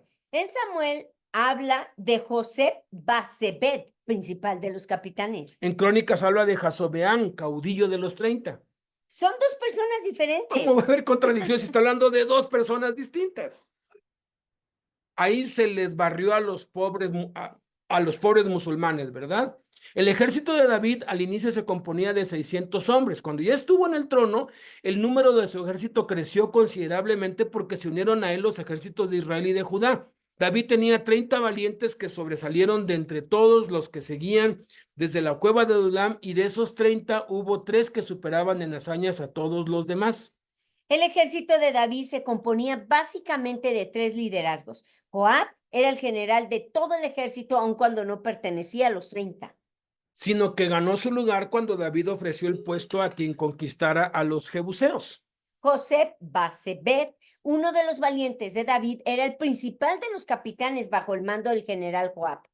Jasobeán, de los valientes de David, era el caudillo de los 30. La diferencia entre capitán y caudillo básicamente es que el capitán es quien dirige y organiza a los soldados, mientras que el caudillo es quien los inspira.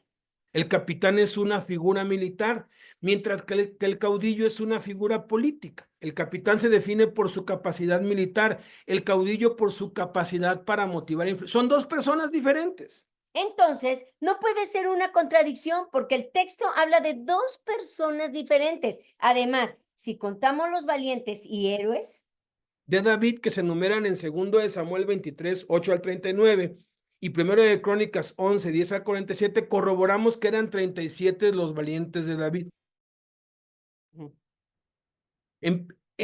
Empezamos con José Basebet.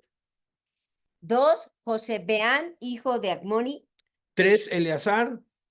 4, Shamá. 5, Abishai. 6, Benaía. 7, Asael. 8, Elhanán. 9, Shama. 10, Elican. 11, Eles. 12, Ira. 13, Abiezer. 14, Sibecai. 15, Ilai. 16, Maharai. 17, Elet. 18, Itai. 19, Benaía. 20, Idai. 21, Abi Albón. 22, Asmavet. 23, Eliaba. 24, los hijos de Jasén. 25, Shama. 26, Ayem. 27, Elifelet. 28, Eliam. 29, Esrai. 30, Parai. 31, Igal. 32, Bani. 33, Selec. 34, Naria. 35, Ira, otro, el Iteo. 36, Gareb.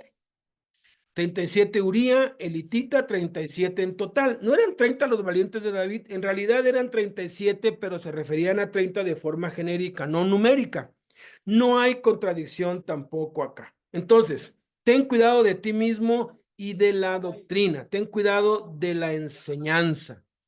Tenemos que tener una total y plena convicción de que la Biblia es la palabra de Dios. Algo que vamos a explorar en la siguiente enseñanza es que si somos salvos, si de verdad hemos nacido de nuevo, sí nos puede tambalear el que se siembre una duda dentro de nosotros, sí nos puede tambalear. Y ha tambaleado a muchos. Pero al final de cuentas, si estamos nosotros alertas, que es lo que vamos a ver la semana que entra, si estamos haciendo lo que nos toca hacer y de pronto no entendemos algo de la Biblia, eso no nos va a apartar de Dios. Entonces, no es necesario que sepamos o que podamos resolver todas las aparentes contradicciones para mantenernos firmes en el camino de Cristo. Por supuesto que no. Cuando estamos haciendo lo que debemos, cuando estamos teniendo cuidado, cuando estamos alertas y estamos cuidando la doctrina y estamos cuidándonos a nosotros mismos, entonces vemos algo que no entendemos, sabemos que no lo podemos entender, pero que debe haber alguna respuesta y seguimos adelante. Y por el otro lado, los enemigos del evangelio, aunque les demuestres su error y que no se contradice, tampoco por eso van a creer. Nosotros debemos ser baluarte para que no haya ninguna excusa ni ningún pretexto en nadie de que la Biblia no es la palabra de Dios. Estemos conscientes de que a pesar de que se los demostremos, no van a creer. Y a pesar de que no entendamos, no vamos a dejar de creer siempre y cuando estemos teniendo cuidado, porque podemos perder la salvación de nuestra alma precisamente por dudas como esta. Entonces, la pregunta a los misioneros acá es, ¿qué haces tú? Cuenta experiencias acerca de cómo haces tú para preservar la sana doctrina. ¿Qué has hecho tú? Y bueno, ya eso, ya pues le dejo el control a Edgar para que sea quien nos pues dirija en esta pregunta. Si la puedes leer y ya luego vas dando pues lugar. Acuérdense, yo doy la teoría y pues Bolaños, Ismael, Adolfo, los que llevan más tiempo, dan la experiencia personal. Adelante, mi Edgar.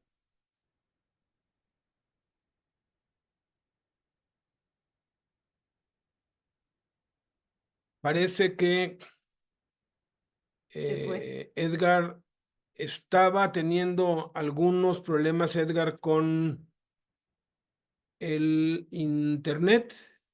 Sí. Sí, parece que Ok. no está. Pues bueno, entonces la pregunta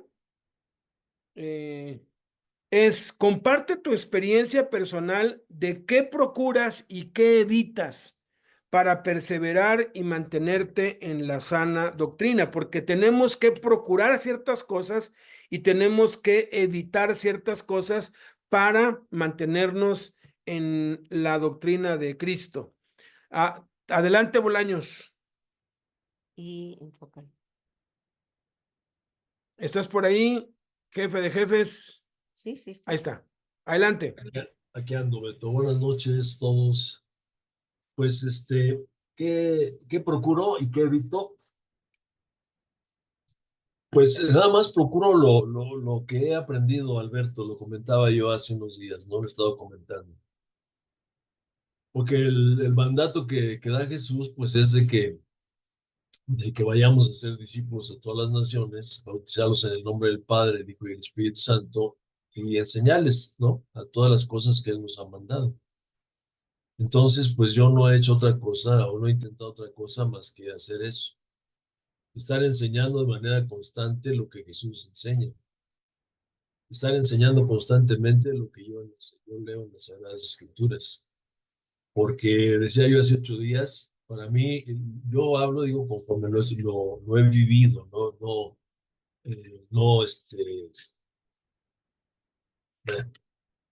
como lo he vivido, lo que yo he vivido aquí en el estado de Guanajuato, y les decía, pues había muchas cosas, no necesariamente aquí en el estado de Guanajuato, eh, sino yo me acuerdo cuando estábamos predicando, cuando íbamos allá al oriente, íbamos nosotros al Reclusorio Oriente, por allá hace muchos años, y y no enseñábamos otra cosa más que los módulos. Y era una cosa muy bonita, había un avivamiento muy bonito ahí en el oriente, en el sur, no era tanto, pero sí había más en el oriente y en la penitenciaría de Santa Marta, Catitla. Pero ahí en el oriente me acuerdo que un varón de Dios, un hombre que pues ya espero que se encuentre en la presencia de nuestro Señor y con Jaime Guerrero por allá. Yo me acuerdo que en una ocasión llevó un video, un video de esos de las caseteras antiguas, ¿no? Unos animalotes así. Lo llevó y ahí había un hombre que estaba haciendo liberaciones en una congregación, en una congregación. Y estaba este hombre ahí haciendo pues incluso a mí me impactó, ¿no? Porque pues ahí había un revolcadero en la congregación esta pues le soplaba y hacía no sé qué tantas cosas y la gente es revolcándose ahí, ¿no?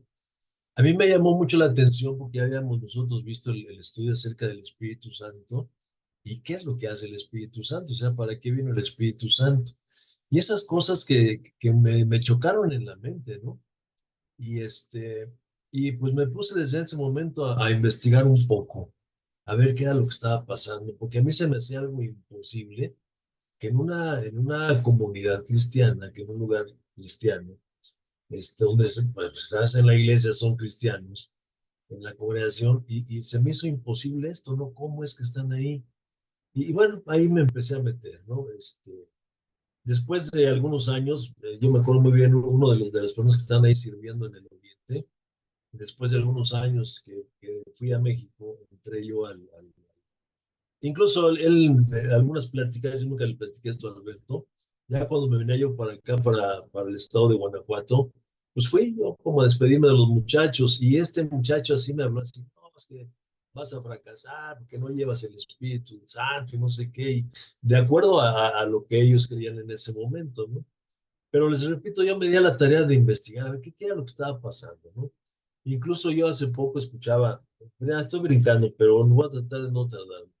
Hace poco escuchaba yo pues así en una conferencia, escuchaba yo a un hombre que tiene mucha fama, pero mucha fama, es un hombre muy famoso y mis respetos, yo sigo insistiendo para esas personas, pero él estaba hablando, que él estaba hablando acerca también de que un demonio puede poseer a un cristiano.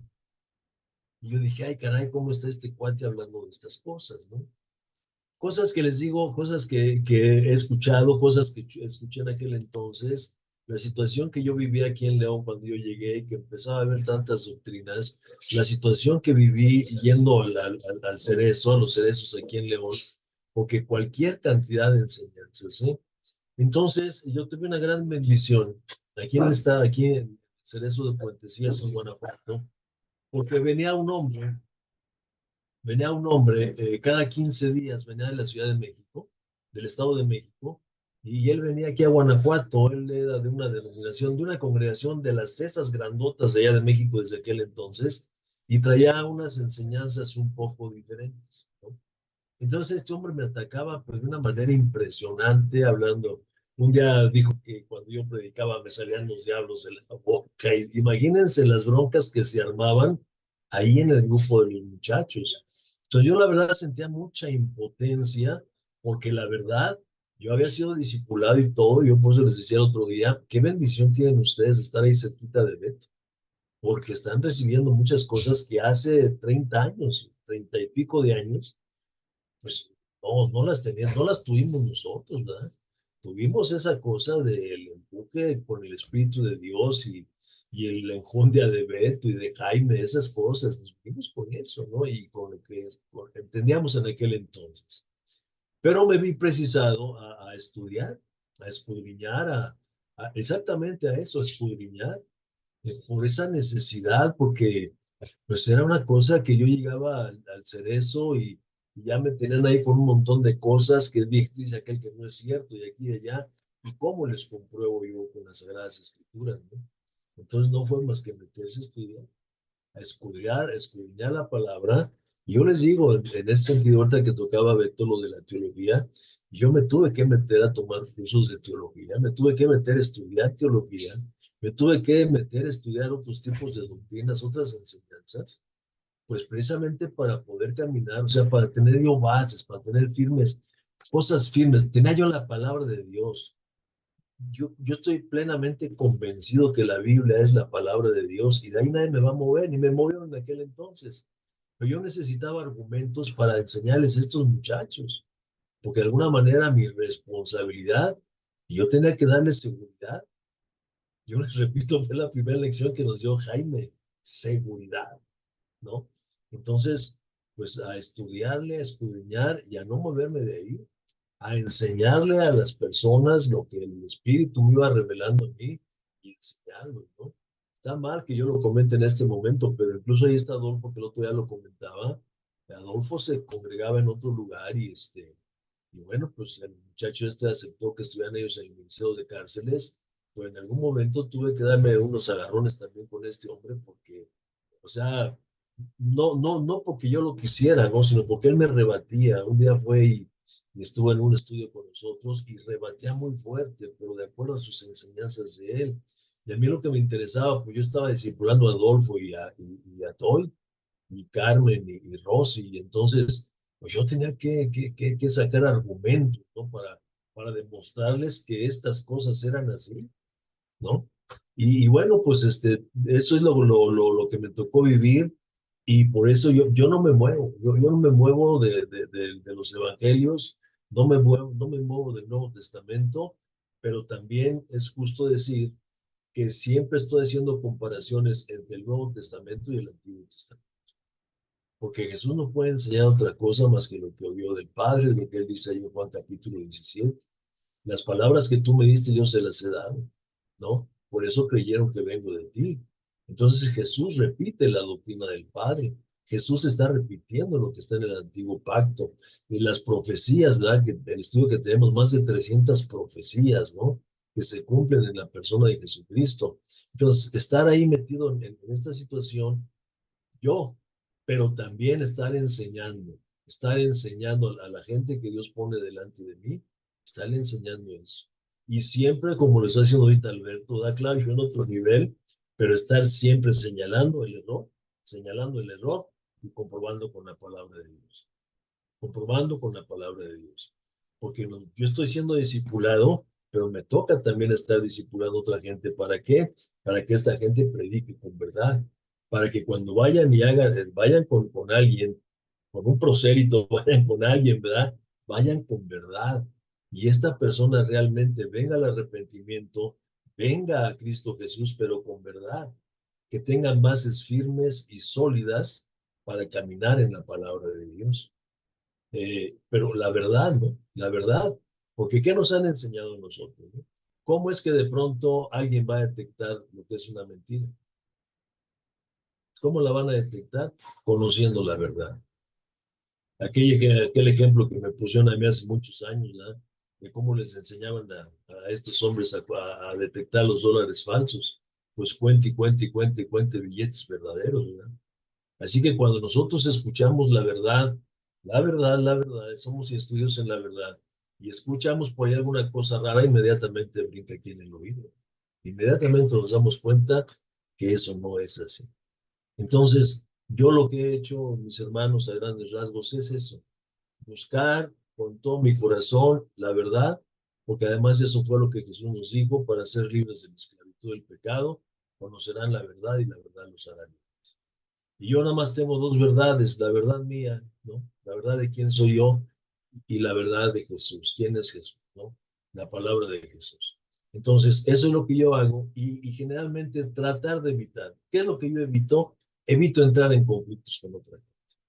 Yo no tengo tiempo para andarme agarrando a espadazos con nadie. O sea, lo tengo, pero no me gusta perder mi tiempo. Si alguien no cree lo que yo creo, con permiso, y ya será. Porque sigue siendo lo mismo. Yo no sé si allá con ustedes sea lo mismo, yo creo que sí, en las prisiones allá, pero aquí en el estado de Guanajuato, mi hermano, ahí están los muchachos, Adolfo y Toy, que les tocó vivir por acá, ¿no? Cualquier cantidad de enseñanzas y es una rebatinga en los cerezos, ¿no? Es una rebatinga. Entonces, si no está uno bien metido con el Señor Jesucristo, pues los que sufren son ellos, ¿no? Los que sufren son los muchachos. Entonces, a grandes rasgos, yo es lo que yo hago para permanecer yo primeramente, ¿no? Tomando el texto que estamos viendo. Tener primeramente cuidado de mí mismo,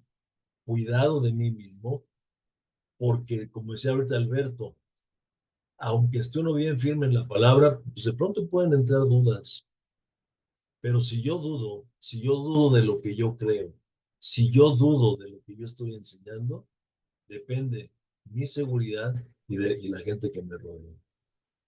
Veamos el contexto, ¿verdad? Ahí en el principio del capítulo que nos habla de esto que estamos viendo, es el capítulo 4, que nos habla acerca de la apostasía. Y entonces por eso Pablo le dice a este muchacho, pues ten cuidado de esta doctrina, persevera en ella, porque haciendo esto, ¿no? Vas a ser salvo tú y los que te rodean. ¿Salvos de qué? De ir atrás, de dar marcha atrás, de dudar y apostatar. Entonces lo único que hago es, pues, permanecer en las enseñanzas que he recibido. En las enseñanzas que he recibido, escudriñar, estar firme y no meterme en problemas, no meterme en conflicto con otra gente que no cree lo que yo creo. Gracias. Has dado en el clavo perfectamente bien. Por eso es que la tarea se las pongo, que pues, o sea, de todos modos, pues se las estoy, pues enviando, pues mañana.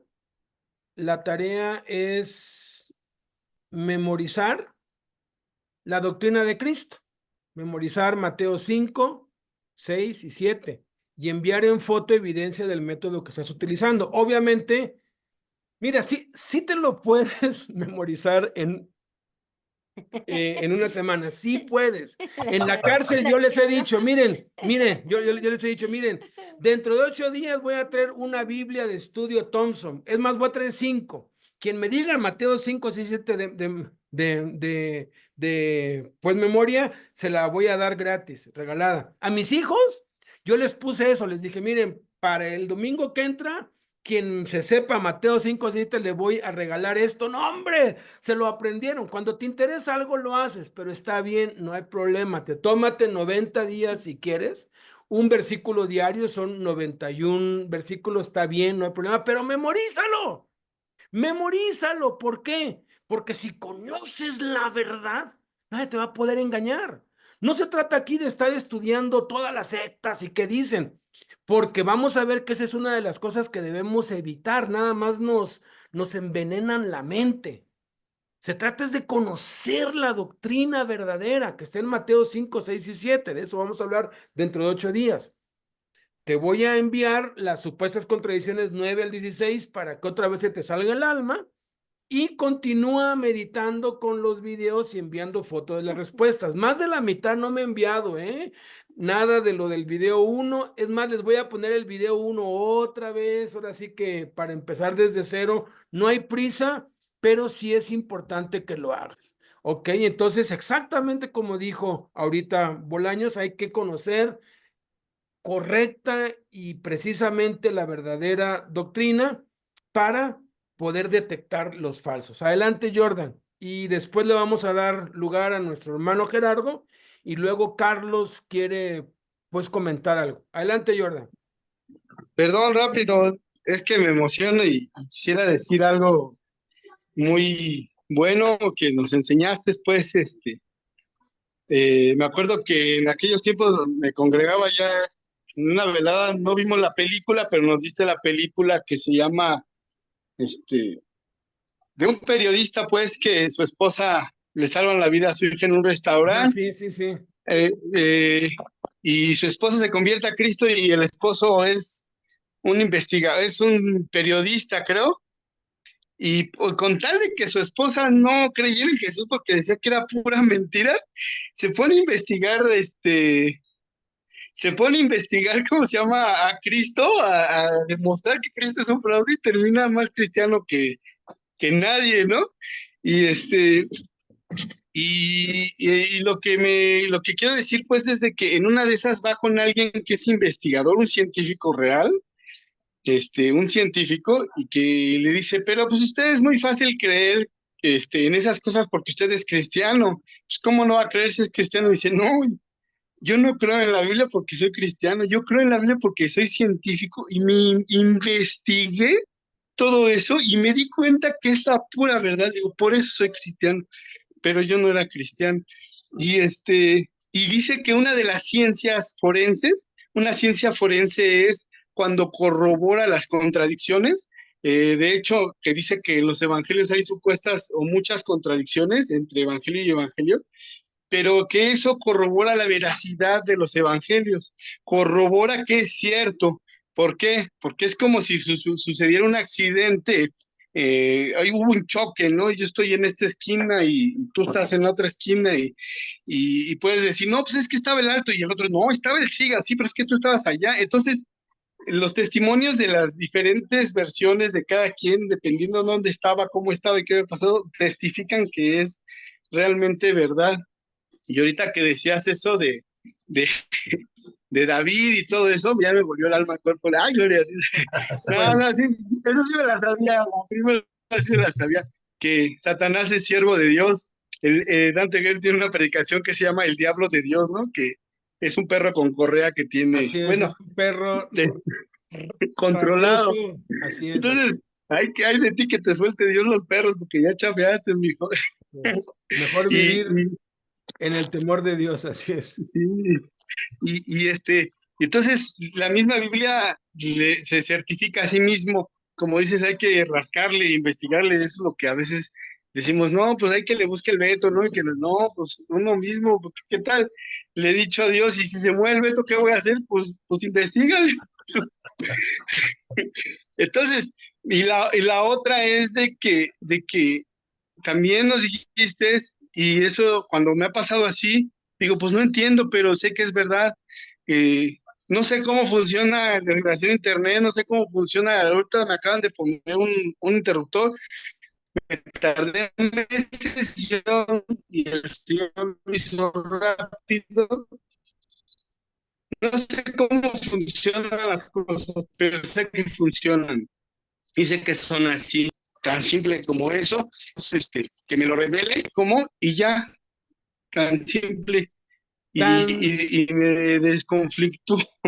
así es, tan simple como eso. Yo creo que No sé si es, el misterio más grande que existe en la tierra es la mujer. Y tenemos una y la amamos a pesar de que nunca la vamos a poder ni descifrar ni entender, ¿verdad? Entonces, igual, pues debería ser con Dios. Muchas gracias, Jordan. Muchas gracias.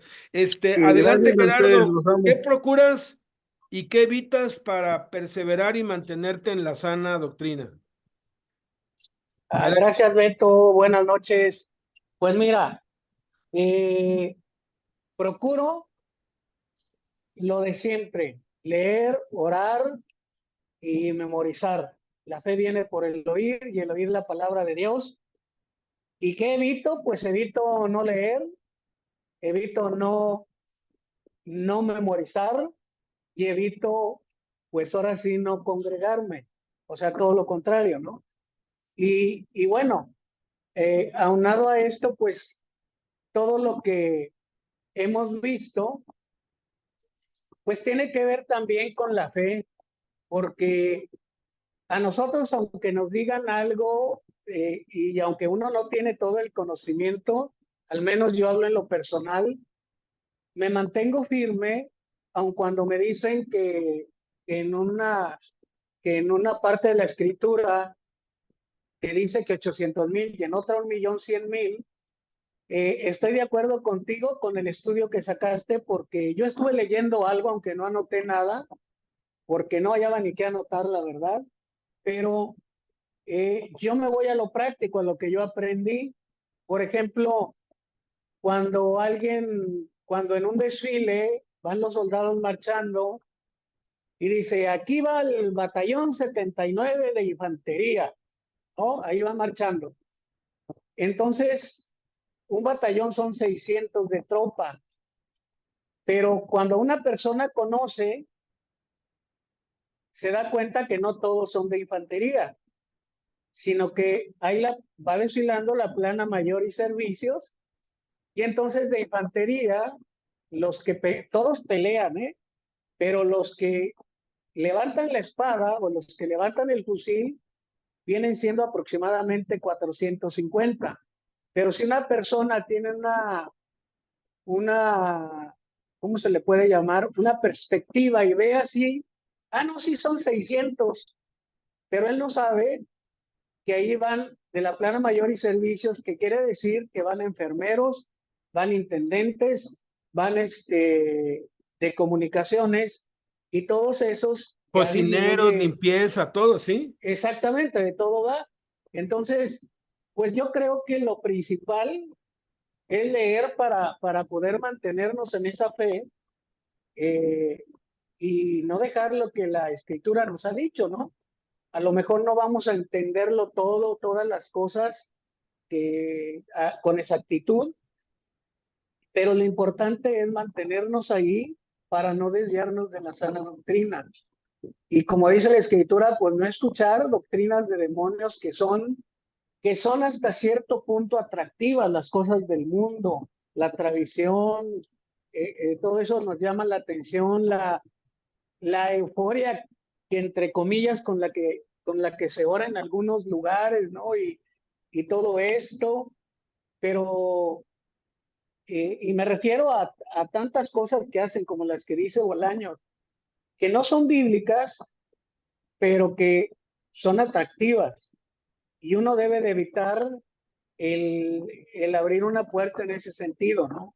Porque abres una puertita y te gusta y al rato caes en cosas o caemos en cosas que no debemos de caer. Entonces, para mí es leer, leer, leer, leer, orar, orar, orar.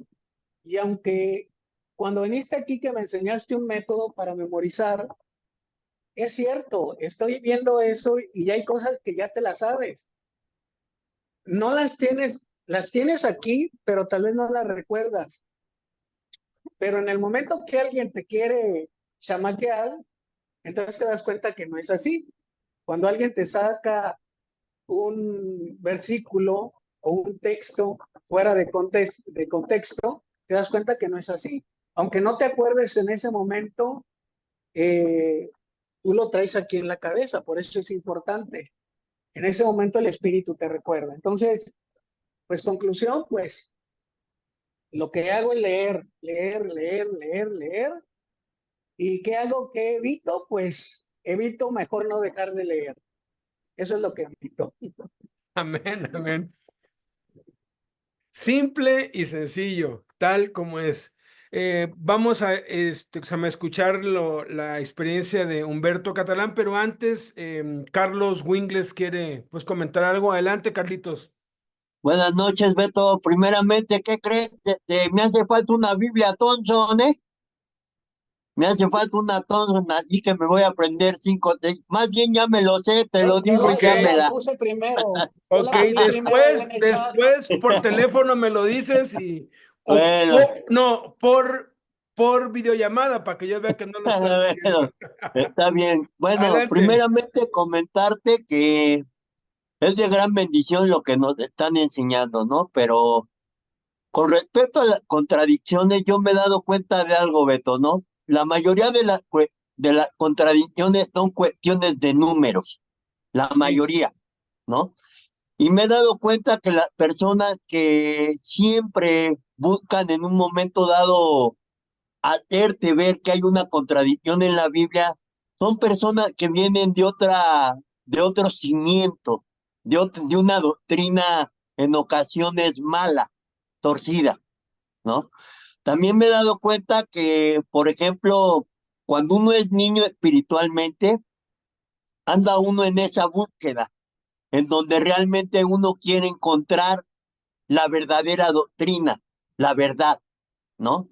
Afortunadamente nosotros llegamos precisamente a Fundación Emanuel y ahí siempre se nos ha enseñado una doctrina sana. Entonces, las contradicciones siempre salen, ¿no?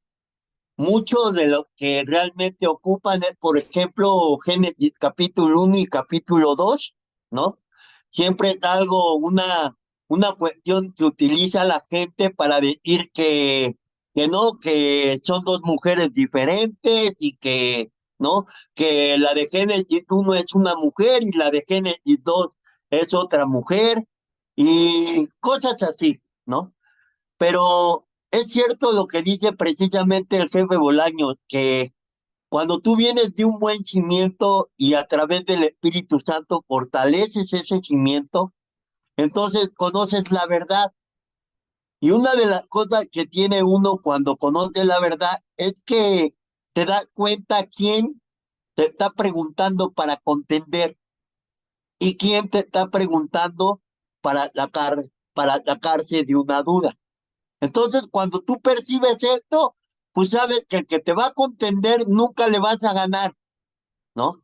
Entonces yo me he dado a la tarea de este tipo de hombres, les busco la manera de manera gentil y decente darles la vuelta, ¿no? Claro. Y también, y al que realmente ves que lo hace porque tiene una duda, pues ¿qué hago? Investigo, escudriño y me preparo, ¿no? También es cierto que nosotros, como hombres tal vez, o inexpertos en la palabra, en ocasiones nos gana el nervio. Y al ganarnos del nervio, a veces también caemos, Beto, en, ¿cómo se llama? En cosas que a veces decimos cosas que realmente vienen de nuestro consciente con tal de librarnos ese momento y no salir avergonzados. A mí me tocó en una ocasión y también es bueno reconocer cuando uno se equivoca, Beto, porque eso también le da a la iglesia o a las personas con las que te congregan, ¿no? El hecho de que ellos sepan que eres honesto, de que también te equivocas, que eres ser humano, pero que te das a la tarea de investigar. Reconozco mi error, pero la verdad es esta y no lo confundes. Entonces considero que como dices tú, como dice Bolaños, como dice Gerardo, el Espíritu Santo y la palabra de Dios, el enfocarnos en la verdad es lo mejor que podemos hacer. Si tenemos alguna duda, escudriñar. Pero Amén. antes de todo, respaldarnos con el poder y la sabiduría y el entendimiento del Espíritu Santo. Amén. Por eso, cuando tienes bien claro Mateo Claro. 5, 6 y 7, inmediatamente detectas el error. Bueno, antes de pasar con lo que va a preguntar o a comentar Narciso, Humberto, de los años que ya tienes en el campo misionero, cuéntanos qué procuras y qué evitas para mantenerte en la sana doctrina. Buenas noches. 20 litros. Beto, llegando a la casa, pero rapidito si quieres, porque 20, sí.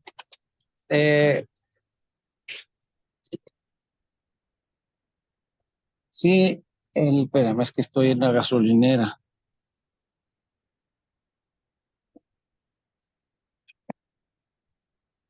Siempre lo que dice Winkles lo he practicado de no discutir, de no pelear con nadie y tratar de intuir siempre cuando te hacen una pregunta si es para discrepar, o para verdaderamente conocer. Yo he hecho siempre la pregunta, ahora sí que con otra pregunta, y saber el trasfondo de lo que nos están, de lo que quieren, entre comillas, discutir. Y si es para conocer, para sacar adelante pues de alguna manera sus cosas que no se conocen, yo les cito enseguida y nos vemos cuando es así, o he ido a las casas de las personas cuando, cuando es el momento propicio para que ellos sepan en la cual la interrogante que tienen en su corazón.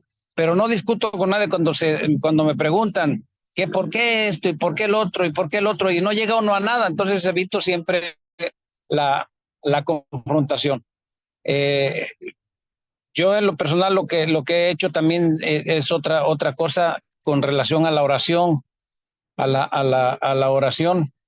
El Padre Nuestro no es leerlo, aprenderlo textualmente como está escrito. Es un modelo de oración, y para mí siempre es verdaderamente de respeto en enseñarles, hablarles, pues de acuerdo a como Jesús nos lo enseña. Pero básicamente pues es eso, no, pues enfocarnos en la oración, de que no es repetir y repetir, sino tener una comunión íntima con Jesús, y pues partir de allí. Amén, amén. Muchas gracias, Humberto, muchas gracias. Efectivamente, así es, pues como debe ser. Adelante, Narciso, cuéntanos. Sí, buenas ¿Cuál noches, es la la duda paz que de tienes? Cristo para con todos.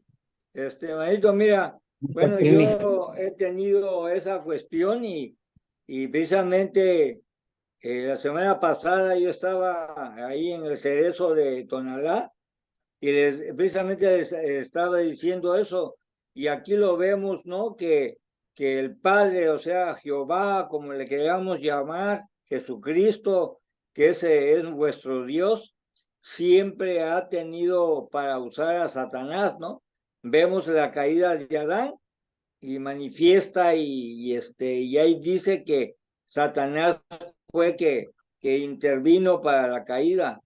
En el caso de nuestro Señor Jesucristo, vemos también que Él intentó hacer caer a nuestro Señor Jesucristo, ¿no? Entonces ahí nos damos cuenta que nosotros, teniendo esa comunión con el Padre, pues estamos libres de que Él nos pueda tocar, pero sí tenemos que tener mucho cuidado con las situaciones que hacemos.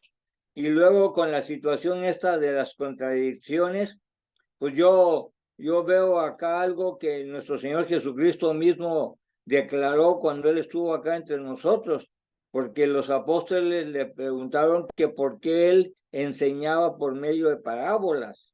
Y claro, dijo Él, ¿no? De que a algunos se les da la oportunidad de que se conozca el misterio del Evangelio y a otros no. Entonces, ahí es donde tenemos esa situación, y yo siento que estas personas que supuestamente ellas, al haber leído todo eso, encuentran contradicciones, pues no es otra cosa más que no se les revela la verdad que debería de ser para con ellos, ¿no? Y así, y tal vez muchos de nosotros estamos en una situación tal vez así, que tenemos alguna duda al respecto de algo. Entonces, como estábamos comentando con un hermano, de que pues yo desde que conozco el Evangelio, ¿no? O sea, nos enseñaron, como te había comentado, creo las semanas pasadas, de que pues nosotros sabíamos que el Espíritu Santo, pues eso es de Dios, ese sí, el Espíritu que cada uno de nosotros tenemos, ese es de Dios, y cuando nosotros somos llamados a su presencia, automáticamente el Espíritu Santo pues parte a su lugar, que es para con Dios. El cuerpo se queda aquí a conocer la descomposición, y el alma es la que va a ser juzgada, ¿sí? Entonces son cuestiones que tenemos que ver, que es dependiendo a cada uno y como el Espíritu Santo nos da. Así ¿sí? es, así es. Y como tú has dicho, no necesitamos conocer todas las respuestas para mantenernos en Cristo. Ahora sí que, aun cuando no sepamos muchas cosas o no entendamos, si conocemos la verdadera doctrina y hacemos lo que debemos hacer para tener cuidado, no importa que no entendamos mucho, nos vamos a mantener porque sabemos que aun cuando no sepamos la respuesta, Dios sí la tiene. Y la importancia es eso. Aquí no se trata de, bueno, tenemos que descifrar todo. No, estamos viendo esto porque es importante tener herramientas para poder darle respuesta al que demande, al que nos demande, al que acuse la Biblia, ¿no? Entonces, Adolfo, en tus más de 20 años en el campo misionero, cuéntanos, ¿qué procuras y qué evitas para mantenerte y perseverar en la sana doctrina? Gracias, Beto. Buenas noches. Bueno, procuro, antes que nada, tener una conciencia limpia delante de Dios y delante de los hombres. ¿Y qué evito? Bueno, pues caer en el legalismo, en la arrogancia, en la soberbia al enseñar y predicar el evangelio. A través de los años de servir en cárceles, Beto, tú sabes que tenemos una gran responsabilidad precisamente de llevar una sana doctrina por la diversidad de doctrinas que hay dentro de la cárcel. Tú sabes, ahí le permiten entrar a cualquier tipo de doctrina, ellos no lo miden, ellos solamente, es testigo, pase, es mormón, es católico, es cada una de las figuras que existen religiosas entran, ¿no? Y cada quien va a hacer su trabajo.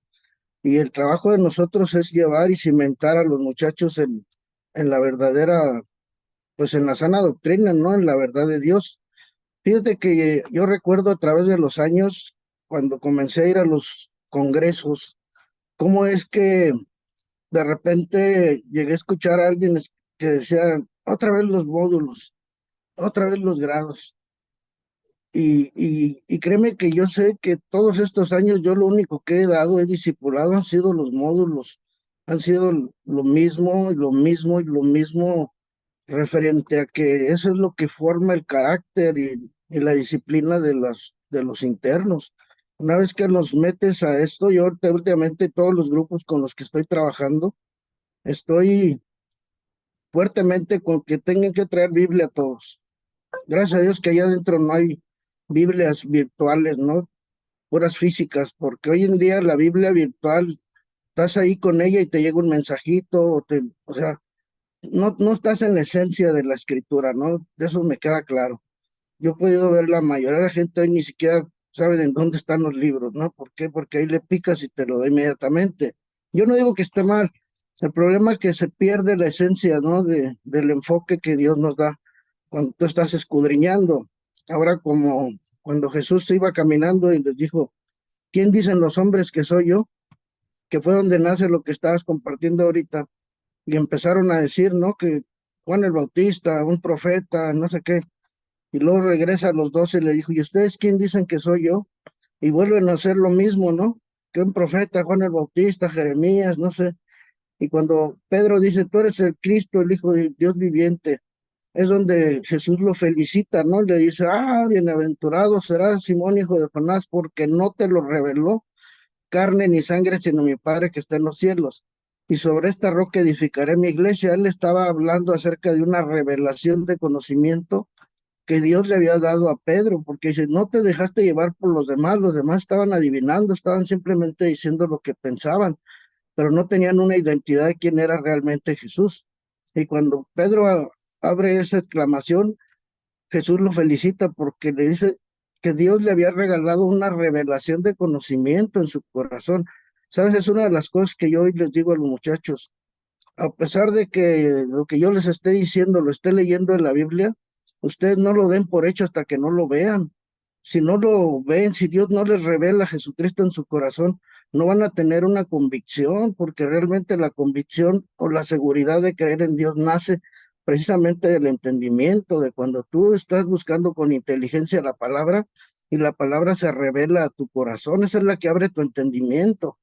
Y si ellos no llevan una Biblia, ellos simplemente van a ser llevados por vientos de doctrinas. Y yo les he dicho claramente, yo me los puedo llevar por una doctrina que me convenga a mí, en la cual yo puedo hacer que ustedes crean lo que yo quiero y que me convenga a mí llevarlos. ¿Por qué? Porque ustedes no leen la Biblia, simplemente dan por hecho lo que yo les digo.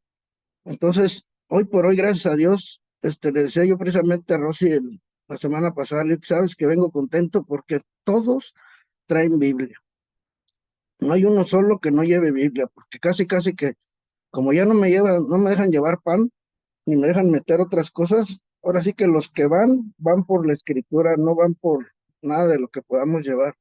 Y gracias a Dios por eso, porque de esa manera yo los he visto crecer, los he visto cimentarse, porque tú sabes, en la cárcel uno va a todas las doctrinas, con tal de estar ahora sí que haciendo algo, vas a este, pero te das cuenta los que andan en diversos, que andan de un lado para otro, o sea, no encuentran su lugar porque no saben ni qué creer, creen una cosa que no. Un día llegué yo y estaban unos chavos ahí, y me dijeron, ya llegó, y ¡bum! Se vinieron sobre de mí. A ver, ustedes, ¿por qué usted anda enseñando aquí?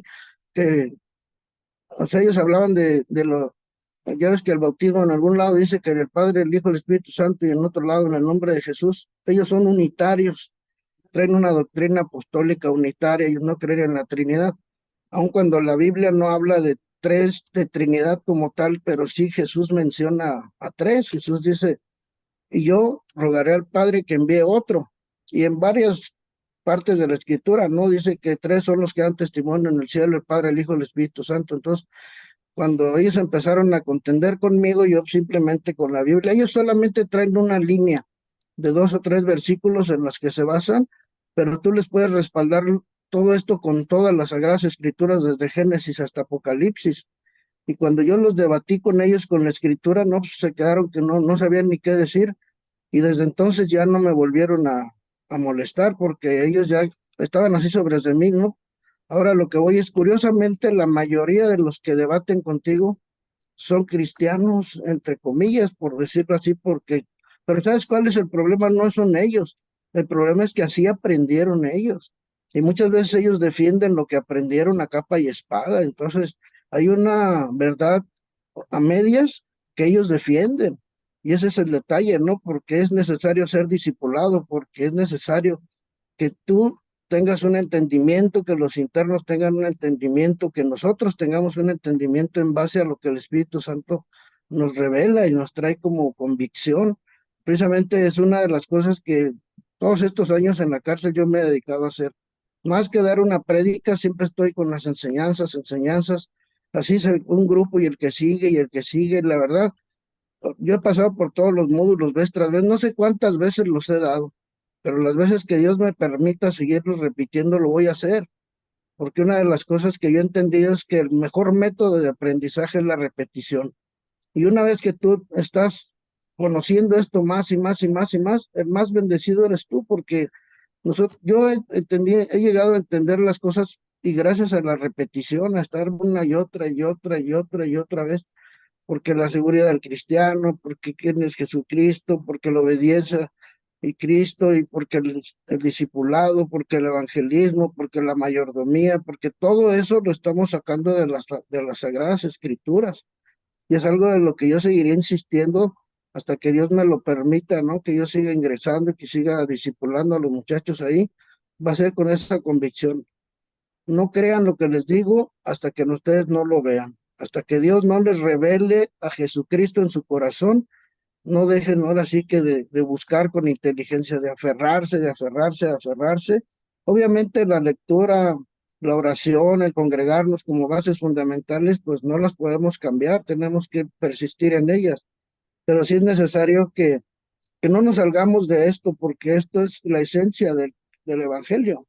¿no? El Evangelio, la vida, la muerte, la sepultura, la resurrección de Cristo, tiene mucho que aprender y mucho que enseñarnos.